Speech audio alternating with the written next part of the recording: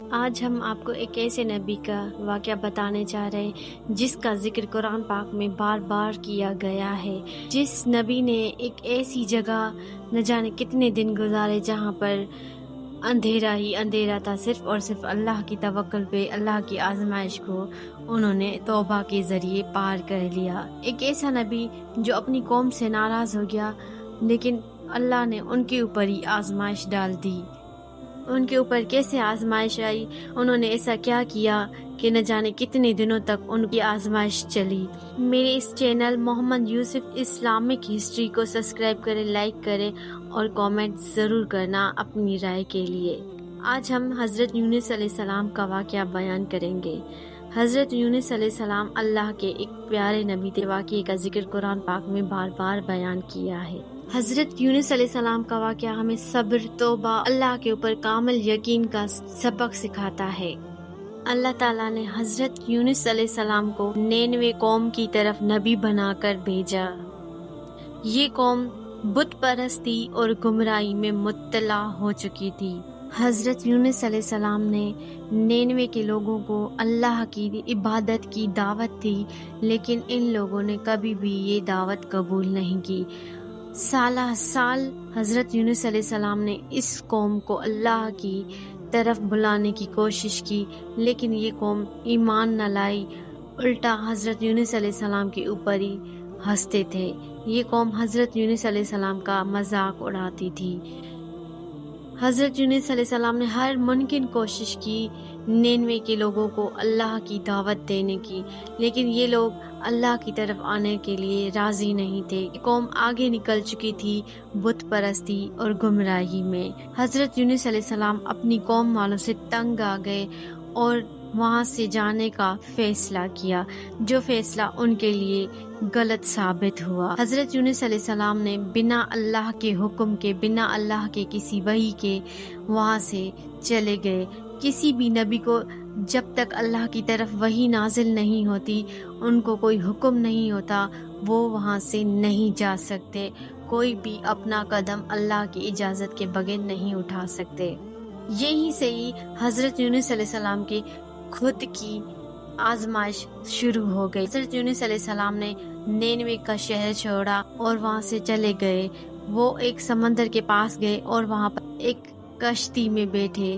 رات کا سمے تھا، اندھیرا تھا۔ کشتی جب آدھے سمندر میں پہنچی تو اچانک سے سمندر کی لہریں تیز ہو گئی اور سمندر میں طوفان آنے لگا۔ اب یہ کشتی بھی نہیں ہل پا رہی تھی، کیونکہ اس کشتی میں زیادہ وزن ہونے کی وجہ سے یہ کشتی اب آگے نہیں جا پا رہی تھی۔ لوگوں نے کہا کہ اس کشتی سے کچھ وزن ہٹایا جائے گا، تب ہی یہ کشتی آگے جائے گی۔ اب یہ کشتی زیادہ آگے نکل چکی تھی۔ اب جو بھی اس کشتی سے جائے گا، ظاہر سی بات ہے وہ مر جائے گا، کیونکہ کشتی بیچ سمندر میں آ گئی تھی اور سمندر بھی گہرا تھا۔ ایسے کوئی بھی نہیں مان رہا تھا سمندر میں چھلانگ لگانے کے لیے، اس لیے ان لوگوں نے نام کی پرچی نکالی، جس کا بھی نام آئے گا اسے خود بخود سمندر میں چھلانگ لگانی ہوگی۔ ان لوگوں نے پرچیاں ڈالی اور جیسے ہی پرچی اٹھائی گئی، پہلا ہی نام حضرت یونس علیہ السلام کا آیا۔ لوگوں نے کہا کہ نہیں، یہ اچھے دل کا مالک ہے، کیونکہ اس کشتی کے لوگ حضرت یونس علیہ السلام کو جانتے تھے، اس لیے ان لوگوں نے کہا کہ نہیں، یہ اچھا انسان ہے، ہمیشہ ہی لوگوں کے ساتھ اچھائی کیے، ہر برے وقت میں سب کی مدد کیے۔ اسی لیے ان لوگوں نے دوبارہ سے پرچی ڈالی، دوبارہ بھی حضرت یونس علیہ السلام کا نام آیا۔ ان لوگوں نے پھر ایک بار اور کوشش کی، پھر بھی حضرت یونس علیہ السلام کا نام آیا۔ انہوں نے بار بار پرچی ڈالی، بار بار ہی حضرت یونس علیہ السلام کا نام آیا۔ اب حضرت یونس علیہ السلام بھی سمجھ گئے اللہ کی طرف سے آزمائش ہے، انہوں نے خود ہی فیصلہ کیا سمندر میں چھلانگ لگانے کی۔ تب تک حضرت یونس علیہ السلام نے کچھ کہا، اس سے پہلے ہی ان لوگوں نے حضرت یونس علیہ السلام کو سمندر میں پھینک دیا۔ جیسے ہی ان لوگوں نے حضرت یونس علیہ السلام کو سمندر میں پھینکا، ایک مچھلی ان کو کھانے کے لیے آ رہی تھی۔ جیسے اس مچھلی نے منہ کھولا تو حضرت یونس علیہ السلام سیدھا ہی اس مچھلی کے پیٹ میں اندر چلے گئے، جانے کہ اس مچھلی نے زندہ ہی حضرت یونس علیہ السلام کو نگل لیا تھا۔ حضرت یونس علیہ السلام کے لیے اللہ کی ایک بڑی آزمائش تھی۔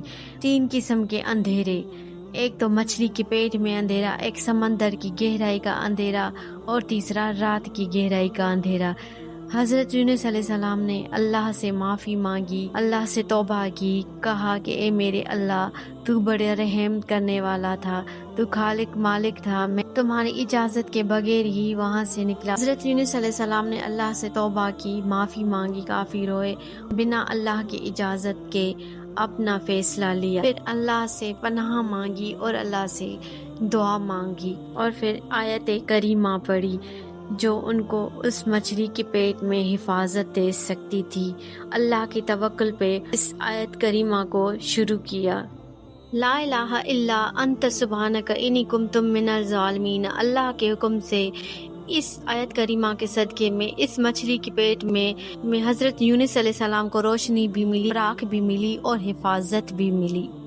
حضرت یونس علیہ السلام کی یہ آیت کریمہ اتنی بابرکت رہی کہ قیامت تک لوگ اس کو مصیبت کے وقت پڑھتے رہیں گے۔ حضرت یونس علیہ السلام کی توبہ قبول ہوئی، اور ایک دن اس مچھلی نے سمندر کے کنارے حضرت یونس علیہ السلام کو اگل دیا۔ کافی دن تک بھوکے پیاسے رہنے کی وجہ سے حضرت یونس علیہ السلام کافی کمزور پڑ گئے، اور ان کا جسم بھی کمزور ہو گیا۔ وہ چل بھی نہیں پا رہے تھے، کیونکہ 40 دن یا اس سے کئی زیادہ دن وہ ایک جگہ بیٹھے رہے۔ مچھلی کی گندگی کی وجہ سے ان کو کافی باہر آنے کے بعد مشکل ہو رہی تھی۔ جہاں پر آپ کو مچھلی نے اگل دیا تھا وہ صحرائی علاقہ تھا۔ اللہ تعالیٰ نے آپ کے لیے وہاں پر ایک درخت لگایا، اور اس درخت میں پھل بھی لگا، درخت سے کچھ پھل کھانے کو ملے، اور وہیں پر ہی آپ کے لیے پانی کا بندوبست بھی ہو گیا۔ کچھ دن گزر گئے، دھیرے دھیرے آپ کی طبیعت صحیح ہونے لگی، آپ کی صحت بالکل ٹھیک ہو گئی۔ واپس آپ نینوا بستی کی طرف گئے اور اپنی قوم کو پھر سے اللہ کا پیغام دیا۔ اس بار آپ کی قوم نے آپ کا یہ قصہ سنا، آپ کے اوپر ایمان لائی، کیونکہ آپ کی قوم کو پتہ چلا تھا کہ آپ کو ایک زندہ مچھلی نے نگل لیا، اور کافی دنوں کے بعد آپ صحیح سلامت واپس آئے۔ یہ معجزہ دیکھ کر آپ کی قوم آپ کے اوپر ایمان لائی۔ آپ کے اوپر اندھیروں پہ اندھیرے تھے، مچھلی کے پیٹ کا اندھیرا، سمندر کی گہرائی کا اندھیرا، اور رات کی گہرائی کا اندھیرا۔ اللہ نے آپ کی دعا سنی، آپ کی توبہ قبول کری، اور آپ کو آپ کی قوم کی طرف پھر سے نبی بنا کر بھیجا۔ اس بار آپ کی فتح ہوئی۔ ہر مشکل کے بعد آسانی ہے، لیکن اللہ کے اوپر توکل اس قدر رکھنا چاہیے جیسے کہ حضرت یونس علیہ السلام نے رکھا۔ کہ